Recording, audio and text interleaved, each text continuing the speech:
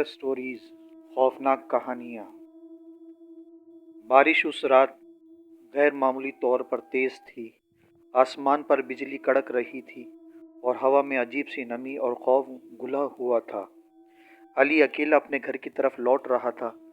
अचानक सड़क के किनारे एक पुराना सा मकान नजर आया। दरवाज़ा खुद ब खुद चिड़चिड़ाता हुआ खुल गया। न जाने क्यों अली के कदम रुक गए। अचानक अंदर से किसी के रोने की आवाज़ आई। बारिश के शोर में वो आवाज़ दिल को चीर रही थी। अली ने हिम्मत करके अंदर कदम रखा। कमरा अंधेरे में डूबा हुआ था। दीवारों पर पानी टपक रहा था। जैसे ही इसने लाइट जलाई, सामने एक औरत बैठी थी। इसके बाल चेहरे पर बिखरे हुए थे, कपड़े भीगे हुए थे।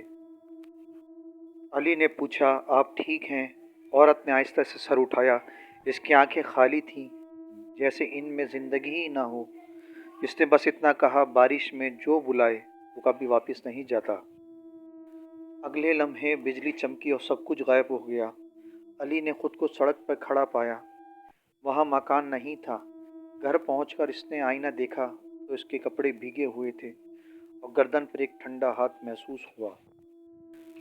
बारिश आज भी जब होती है, अली घर से बाहर नहीं निकलता, क्योंकि वो जानता है वो औरत अब भी किसी और को बुला रही होगी।